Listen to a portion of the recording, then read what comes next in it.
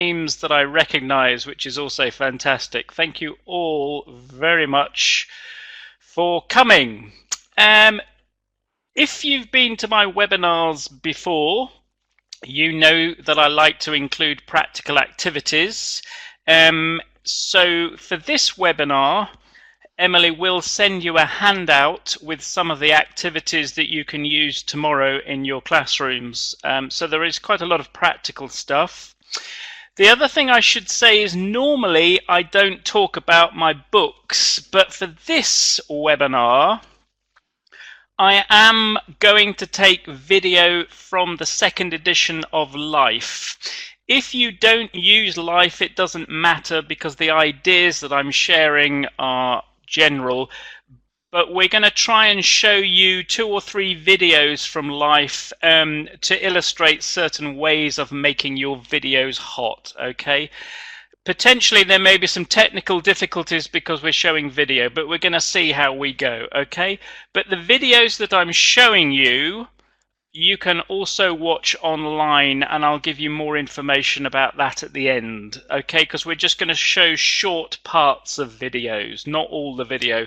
So we will give you, so if you start watching the video and you want to watch all of it, we'll let you know where you can see it. Before we get on to the 10 ways to make your videos hot, I'm going to tell you a little bit about myself. When I first started teaching, video looked like this. You can see it on the screen, and some of you may remember this. Yep. And video lessons for me were complicated.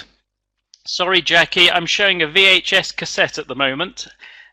Video lessons were complicated because I had a big television, a big box. You put the video into the box, and the video lived on a big metal frame with wheels. This is kind of 25 years ago, okay? And you had to move the television around the corridors at the school, I remember, and move it into your classroom because the school only had 1 video player, yeah? And you got really nervous before a lesson because you had to move this enormous television. You didn't know if the video would work.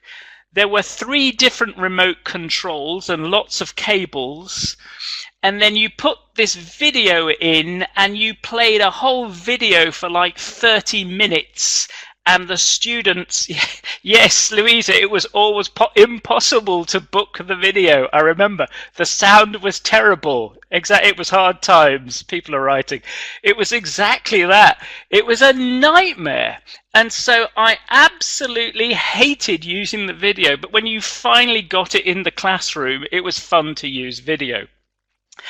So I just thought I'd see how many of you are as old as me. Because next came DVDs, and then in 2005 was a really important year because we got YouTube, and suddenly I could show students 30-second videos, 1-minute videos, lots of different types of videos. It wasn't always a film or something, it was an advert, it was an interview, it was exciting. And my video lessons completely changed. It revolutionized ELT teaching. So here's a quick poll that we're going to do. What I'd like you to do is just click on the poll. What was the first method of showing video that you ever used in the classroom? Did you use VHS, DVD, or YouTube, or maybe you didn't use any of those, you used the different techniques, but click on the poll, A, B, or C, and let's see how old you all are. 8mm and 16mm, Amy, crikey. That's even before me. Are you serious? 8mm video? Yeah, some students have never seen the first one. Yeah, you can change speeds, get subtitles. YouTube is great. Okay. Right, so we're getting a nice selection, but quite a few of you are as old as me, I think. And yes, there are some teachers There are some teachers who still use VHS video because they love a video that was made 25 years ago and they still want to use them in class. So there you go. Okay, thanks for that, Emily. I think we've got a general overview with the poll. So we've got about half of you remember VHS, but lots of you probably nowadays you use YouTube or you use downloads. If you use the Life videos, you can either use the DVD in the back of the teacher's book, you can go to the website and watch them online, or there's also a student app and you can watch them there as well. So you have different ways in which you can use video in the classroom, and I think that's quite normal. And certainly National Geographic Learning are doing a lot with different types of video and so on. Okay, let's get straight to the 10 tips. This is called How to Make Your Video Lessons Hot. But before I talk about hot, tip number 1, really important, is pre-teach the language for talking about video. Get students to talk about video and teach them how to talk about video, okay? Before you do anything else, students need to know the language to do a lesson on video, and students are interested in video. So my first tip is pre-teach the language. For example, this is a lesson from Life Elementary. We have a lesson on film vocabulary, and students learn how to talk about films that they want to watch in class or perhaps that they use at home. Very simple exercise, but students can, for example, talk about what kind of films they like, what was the last film they saw, those kinds of topics. Get that discussion going before you use the video so they get interested in the topic. And also teach them phrases like the genre of film types, so animation, comedy, documentary, those types of things. Jill, no, it's not my voice in Total Business 2, it's an actor. But give them that kind of language. Here's another exercise that you can do with students to help them with the language. You can use this one tomorrow.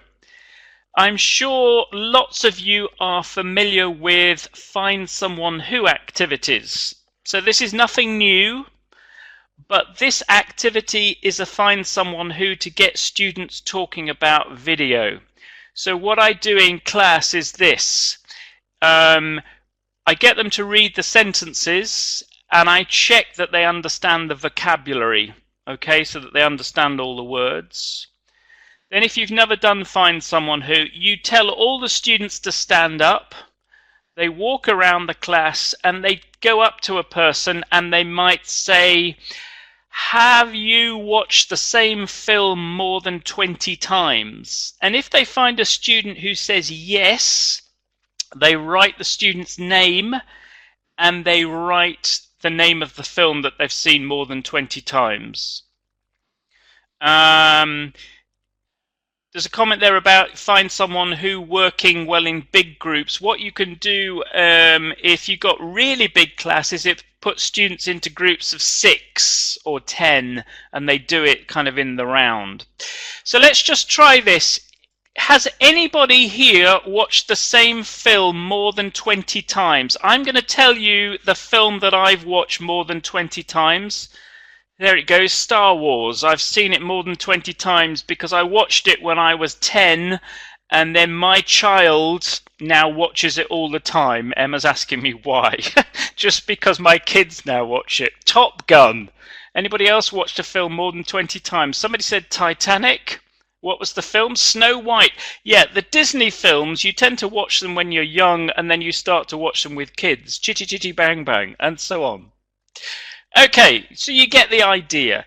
The point is, it's a good communicative activity. You've watched Black Swan more than 20 times, Victor? Wow. It was a good film, but I wouldn't watch it 20 times.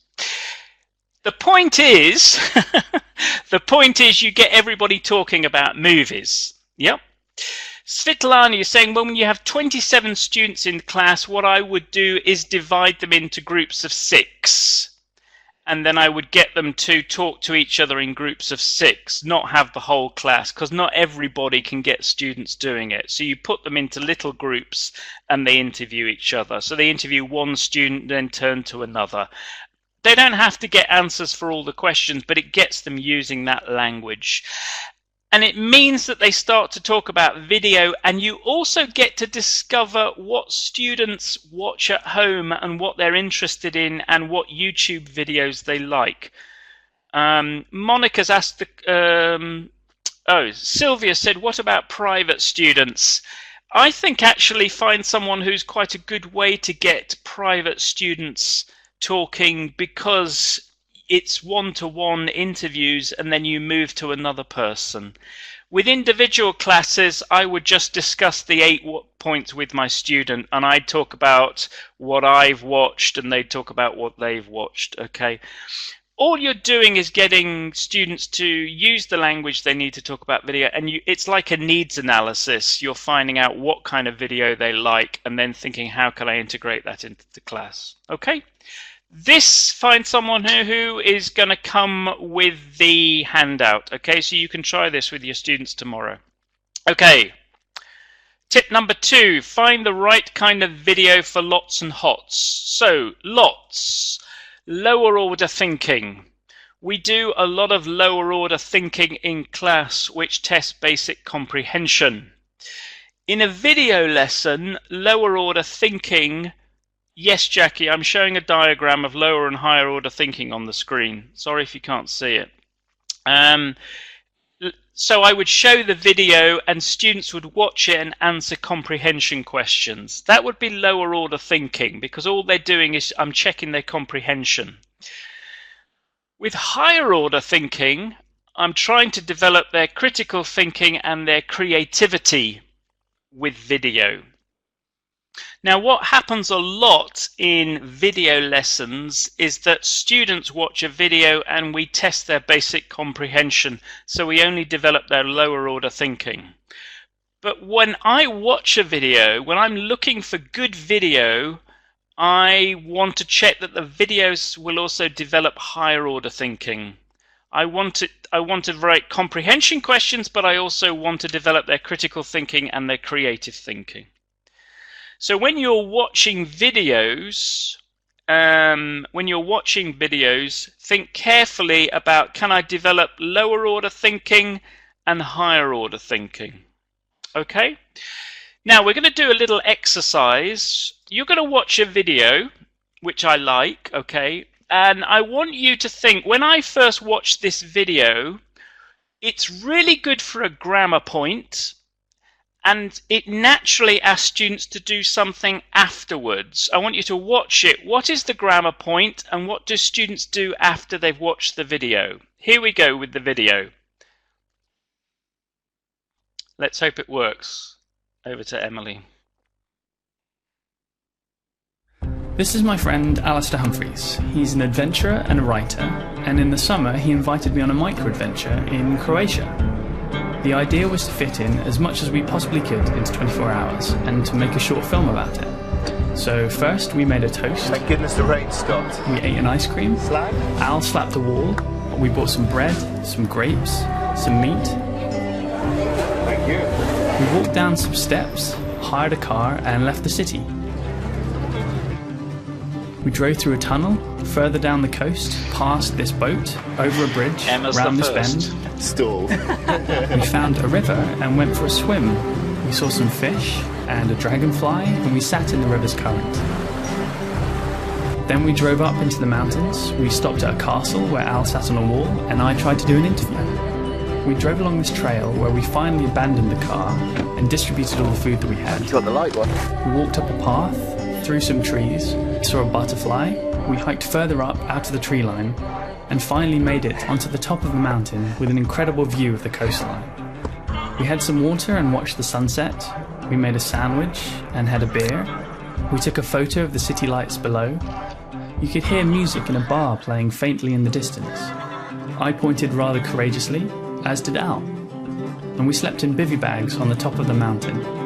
We woke up next to this rock, yawned and drank some water, We rolled up the sleeping mats, I ate a banana and Al brushed his teeth. I filmed some sunshine and Al phoned his mum. Yep, very well, thank you. How are you? Then we walked off the mountain, under the clear morning skies. We walked down past a town, had a shower on the way, found a cafe, ordered a coffee. Okay, that's Al ruined fine, the Emily. We interview can stop that I there. struggled with. Okay, lots of you suggesting some great ideas to use the video, but I think you agree. When I first saw the video, I was amazed because I thought it wasn't written for an English language classroom. It was just an authentic piece of video. And Emily's put on, you can watch on the link there, the whole video. So you could use this in class tomorrow. But the whole narration of the video is the simple past. And also some of you have mentioned its prepositions and some other language areas. But for me, when I watched it, I just thought it's simple past. But it could also, Dilcia said, daily routines, vocabulary, there's different options. But I think it really is past simple. I really liked it for that. And if I was doing a lesson with the video, I'd do some lower order thinking activities to help them with the past simple. But what do you do after the students have watched it?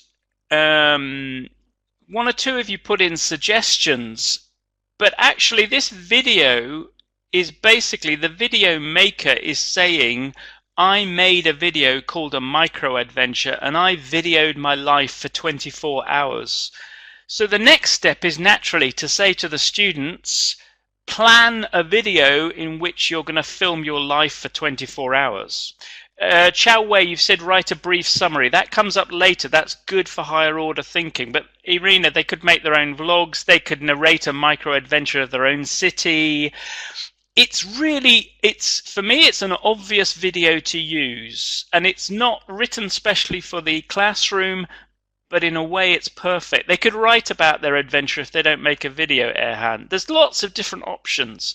So when I watch videos for class, I'm looking for videos that will generate those kind of higher order thinking skills, get them thinking critically and creatively.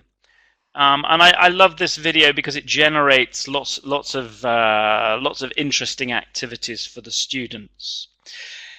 That's tip 2. So when you're looking for videos, think about, is it good for lower order thinking? Is it good for higher order thinking? Also authenticity, Jackie. Yep. Or they could produce the video and narrate it. It's that kind of thing. You want that authenticity, but it's teaching them language. So it's great video content. Tip number 3, planning a video lesson. Now what you can see on the screen here is the lesson in Life, 2nd edition, that I wrote to go with the video. And when you plan a video lesson, when you plan a whole video lesson, I'm not thinking a short activity, I'm thinking of a whole lesson based around the video here. Generally in Life we have 3 sections. We have before you watch, while you watch, and after you watch. And we structure the video viewing here. So quite often we pre-teach language here so they can watch the video and understand it. We get them to do comprehension work here, and we get them to do more creative work here. So we go from kind of lower order thinking to higher order thinking. But I want you to actually think about, when you plan videos, the best way to test videos is to think about, what are the students' heads doing in the classroom during the lesson? What do I mean by that? Well, when we talk about teaching, we often talk about heads being down. I think, Mary, you see, you're visualizing the students sleeping, yeah? The heads are down in the book. They're doing exercise, the heads are down. Then in other parts of the lessons, when you show a video, their heads are up and they're looking at the screen. The danger is you only do heads down and heads up looking at the screen. But you also want heads together. Now this comes from an idea by Lindsay Clansfield, who's a colleague of mine. And he said you need that heads together to get the communication. So they're not just looking down at the book or looking up at the screen. If you use this analytical tool for lesson planning, it really improves your lesson planning. So let's analyze this lesson plan. On this diagram, I've gone through the lesson and I've analyzed each stage of the class. So in exercise 1, the students' heads are down in the book and they're also talking. It's like a pre-exercise before they watch the video. Then their heads are down here because they're doing a gap fill exercise in the book, focusing on grammar, the past simple. Okay? Then their heads are up because they watched the video for the first time. Okay? And then their heads go down to fill in the answers. Then their heads go down as they fill in, their heads are up. And then after the video, they do some more work where their heads are up, but you start to see with this exercise, exercise 6, they have to narrate the video and their heads are together, they're talking. Okay? And then they have to plan their own micro-adventure, so their heads are together again, they're talking, they're communicating, they're collaborating. And then in the final activity, they describe their micro-adventure to another pair, what they're going to film. And then for homework, you can ask them to actually make the video, which is even more creativity. So by using heads down, heads up, heads together as an analytical tool of your lesson plan, you should see a balance between lots of heads down and heads up early on, and then lots of heads up and heads together later on. And every lesson plan that you do with a video, you should see a mixture of heads down, heads up, and heads together. If your lesson plan only has heads up and heads down, I think that's a problem. Okay? Michael, you've said they switched from the past simple to future. With their planning of the video, they might use futures, but I'll show you a planning technique later on where they actually write down what they're going to say in the video, and there they use the past simple. Okay? Jack has raised a good point. Quite often in video lessons, there's no time for them to be active. They've either got their heads down or their heads up. You've got to build in that heads together time to have communication. Otherwise, video lessons are very lower order. There's not much higher order thinking going on. Okay? So I think this is an analytical tool of your planning is really helpful. And usually, exactly, Jose, that's why short videos are better. I agree. I think 30 seconds, 2 minutes, 3 minutes, sometimes 5, that's a good length for a video quite often, or to break it down, because it gives time for the students to do other activities and be communicative. Okay, so that's probably one of the most important points, I think, about this. My 10 tips is that you analyze your video lessons and make sure that there's heads up, heads down, heads together. Okay, tip number 4. Let's think about before you watch. Very important, and you'll all do this when you use video, is you'll do previewing and predicting. And you'll have done the activities I'm telling you now are not new, but for example, one way to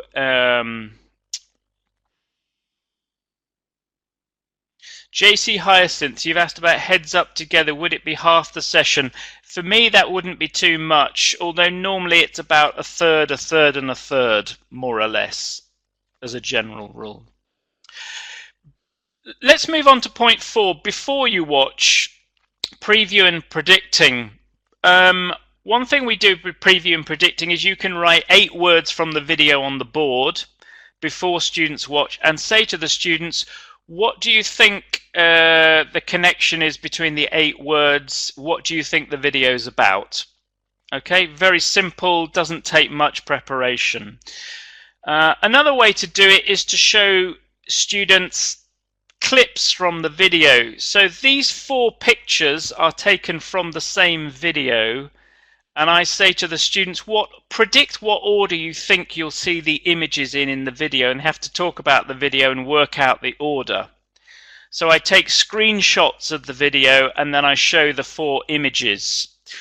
Irina has also said you can do silent viewing, so you could show the video with the sound down, show it, and then they can predict what the video is about. So there's different ways to predict and preview. This particular image comes from a National Geographic image called "What Does an Astronaut Dream About?" Emily's going to put it on screen. Basically, it's an interview with the astronaut Helen Sharman, and then somebody put animation to her interview. So this is an upper intermediate task, intermediate, upper intermediate. But I love the animation in this video. Let's see. We're going to see a clip from the video so you can see what it's like. But it's also on the National Geographic Short Film Showcase.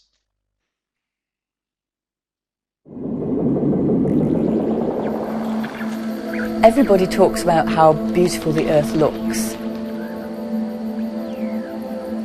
I always felt, in a strange way, both at once disconnected and connected to the Earth, because I really didn't feel like I was part of it anymore, and I was actually looking back at the Earth. And yet, I knew that that was my home. That was where I wanted to return.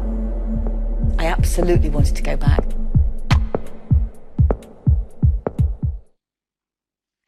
Okay, some of you are having problems with the image, but basically it's an authentic interview with an astronaut, and then the animation team added the animation afterwards, and it's a fascinating video, and Emily's put the full video link in the chat box there so you can watch it later.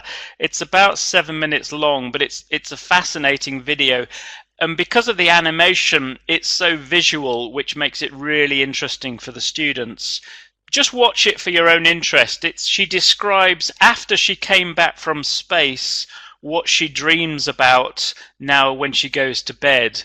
And the animation is wonderful, and it's really engaging, and the students love the visual element. But with that video, I would do a prediction activity like that. They would predict the order of the images and then talk about how they come up in the final video. Or just write the words on the board like that. They're all simple preview and predict activities. Okay, tip number 5. When we start to show the video, quite often we do watching for gist. So we do listening for gist. We want the students to watch the video once and not answer specific questions, but think deeply about what is the reason for the video, what's the purpose. So with this exercise, and this is in the handout that you'll be sent, you can use this exercise with any video, okay? Students watch the video, and all you do is say to them, what is the purpose of the video? So maybe it's the news, maybe it's to inform, or maybe it's an interview with somebody and they're trying to convince them. So yes, Irina, it's for critical thinking skills.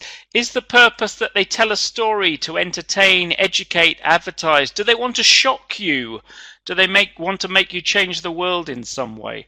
So what they're doing is thinking, what is the aim of the video? Now with YouTube videos, this is really interesting because you get lots of videos with different purposes, and you want students to think critically about what the aim is. Then they compare their ideas with a partner.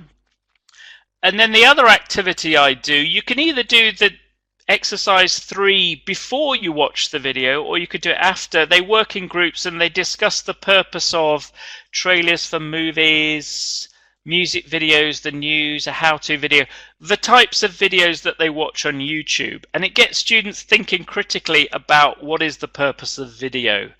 And it also gets them to think about the purpose, and also think about their own viewing. Particularly younger students think about what is video doing to them, and are they thinking critically enough about video in their own lives. But it's a very rich area. But if you've got intermediate students, Cassie, if you're at university, it's a really useful exercise, and you can use it with lots of different types of video, but it's a nice watching for gist activity. Tip number 6, I use video to analyze language. If you get authentic video, you can use it as an opportunity to analyze language. Now, one of the things I do, because I'm a course book author, is I write my own audio scripts for students to listen to, and actors record them. But it's not very authentic because I write the scripts to introduce vocabulary. So let me show you. Here's an example of a script. In a book I wrote, an elementary book, I wanted to look at the language of students asking the question, is there a good place to eat near here? And then B says, yes, there is. There's an Italian restaurant on the corner.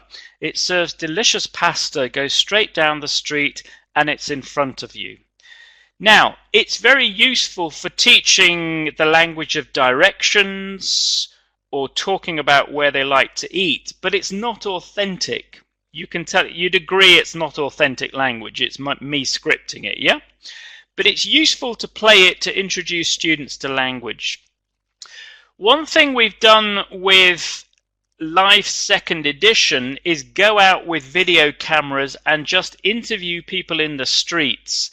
And for me, this is fascinating with video because you can ask people questions in the street like, is there a good place to eat near here? And you record their responses and then you analyze the real language that they're using. It's fascinating as a materials writer, but I also think you can make use of it in class. Let's take a look at it. I went out into the street of Oxford. Emily's going to show you the video. And we interviewed some people in the street. And I asked them, is there a good place to eat near here? Listen to their responses. It's really interesting.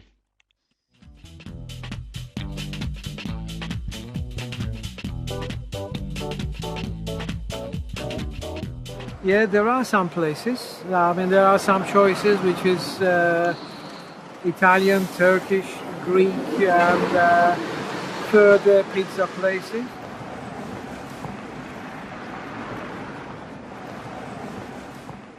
There are several good places to eat around here. It's a good road for it. There's the Greek place just there. There's the Italian over the road. There is the American-style Atomic Burgers down there, who also have a pizzeria at the other end.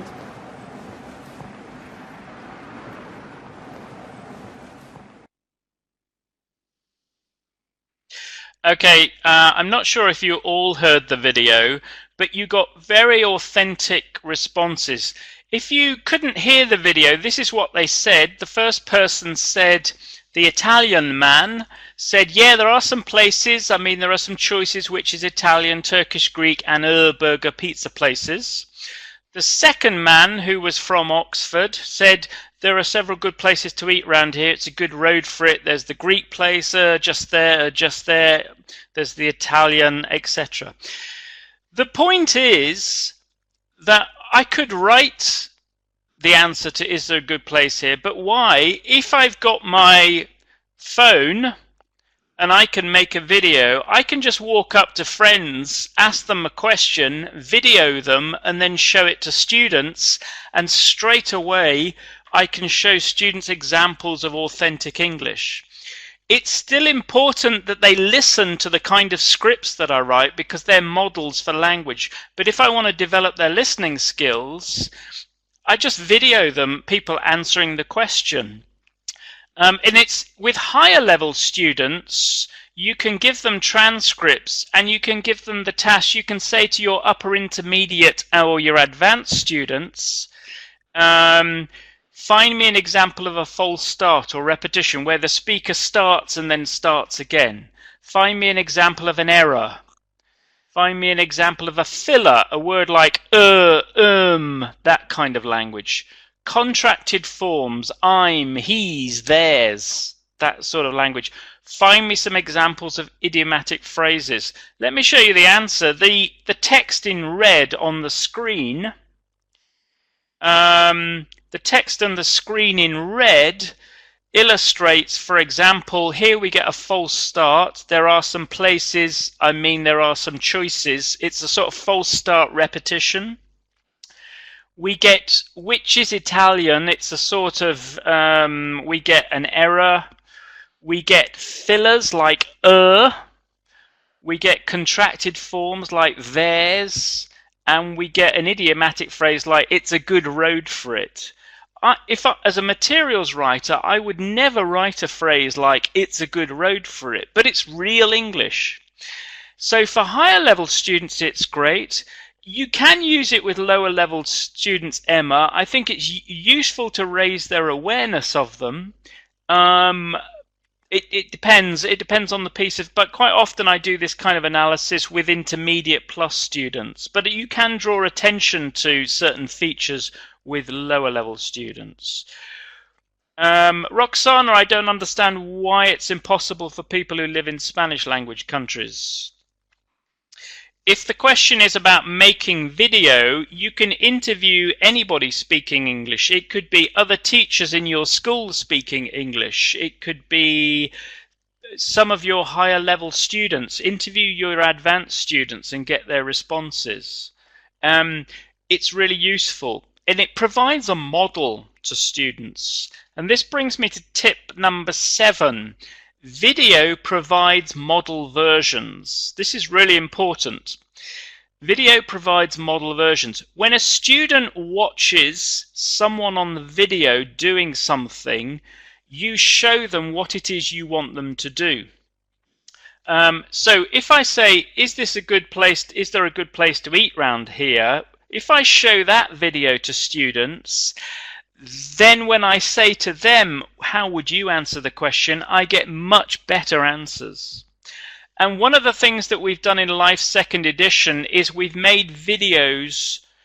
Roxana, they don't have to be foreign people. You could just use colleagues who speak some English and interview them. It doesn't have to be foreign people that you interview. Like I interviewed the Italian man in the street because I wanted a mixture of accents. With Life 2nd edition, for example, we videoed this tour guide person, and he gave a tour of London, and the students watch it, and then we pull out the language from the video that he used. So he uses phrases like, good morning, welcome to the tour. Today I'm going to show you around the city of London. And the students watch the version of the tour guide, and then we ask them to prepare their own tours of the town. And for me, video just creates so much better quality in terms of video. There's actually, if you're interested in the science, it's because the brain has mirror neurons. Google mirror neurons, and they're the neurons in the brain that watch something and then try to copy it. It's often how we learn to do certain basic things, through watching someone else, but it's the mirror neurons in the brain. So when you show a video, students see a visible representation of what you want them to do, so they know what the goal of the lesson is. And video is fantastic with that. So you can make your own model versions. If you've got some questions you want students to discuss in class, just video somebody with your phone who's good with English and then show it to the students. But also in Life, in Life 2nd edition, we've included a lot more of those types of speakers. Okay, so those were some activities to do while you're watching the video. We're now coming on to tip number 8, which is after you watch the video. Somebody mentioned summarizing. This is great for critical thinking, is to train students to summarize the video that they've watched. Elaine will come on to self-created videos in a minute. Summarizing the video is great because students have to take notes and condense all of that knowledge, in this case, into a written form. So exercise 6, they're given a summary and they have to think of words from the video and put it in the summary. And this is training them to do summarizing.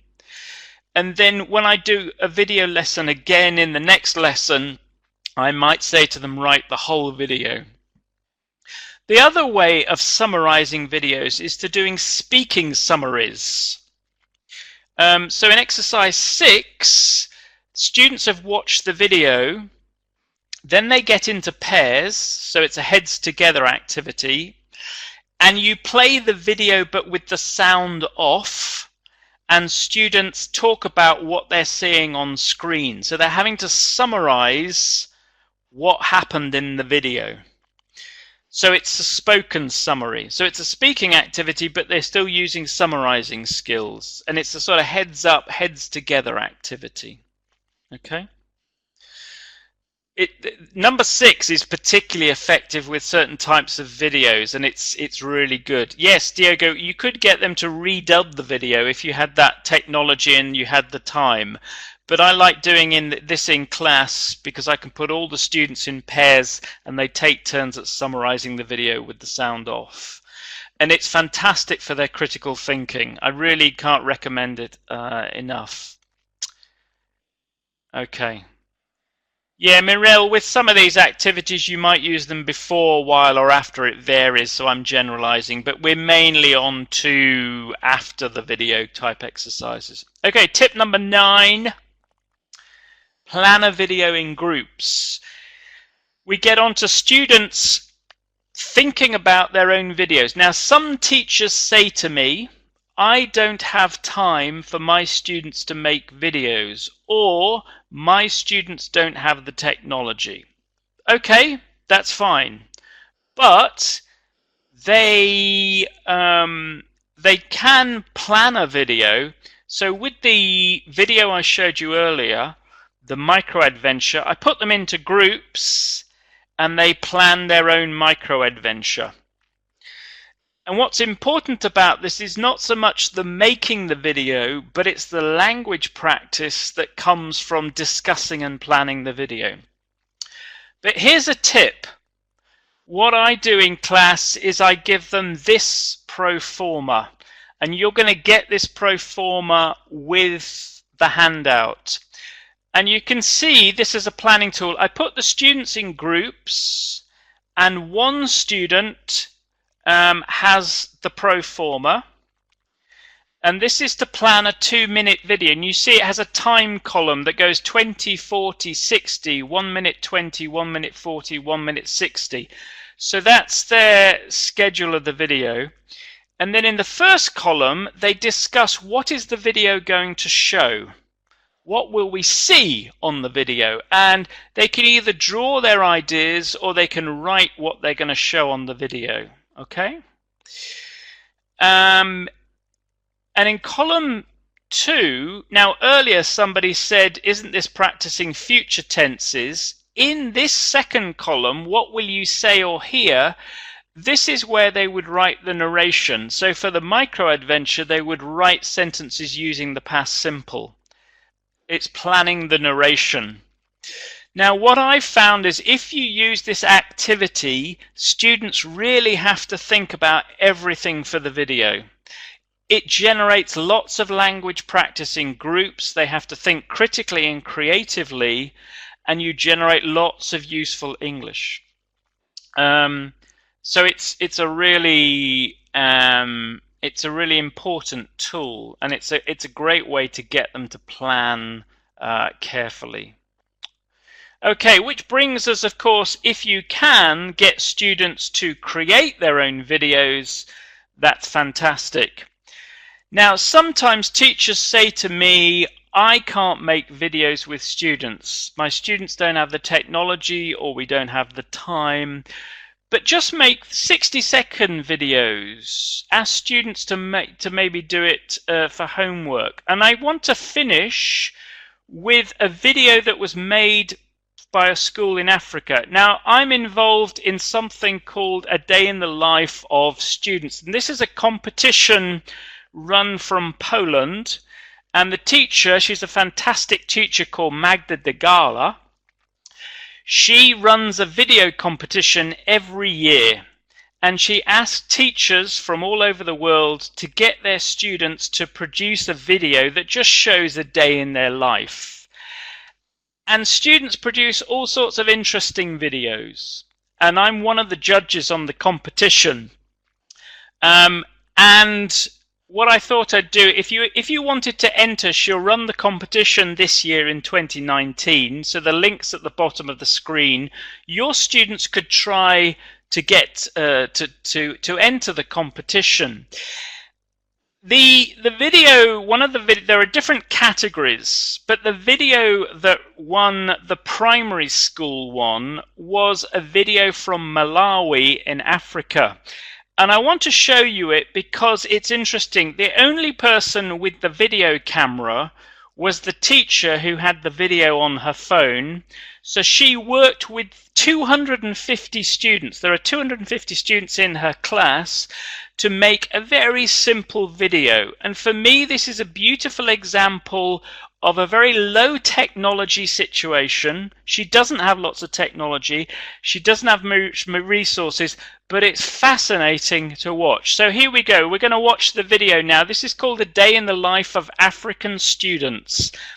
It's a really interesting perspective on teaching, but also how you can use video in the classroom. Here we go.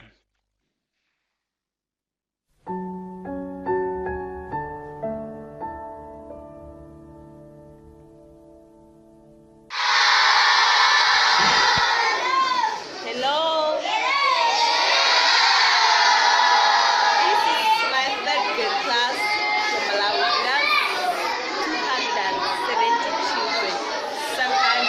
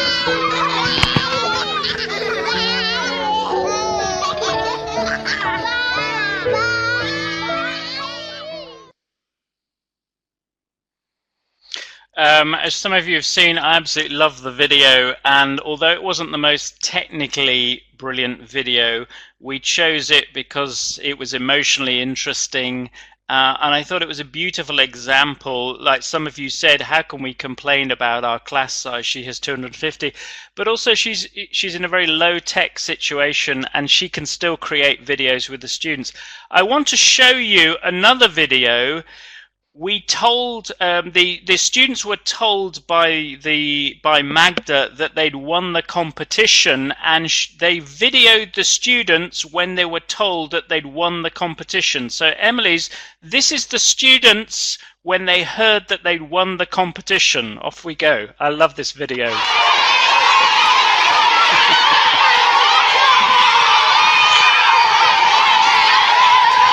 They were so happy.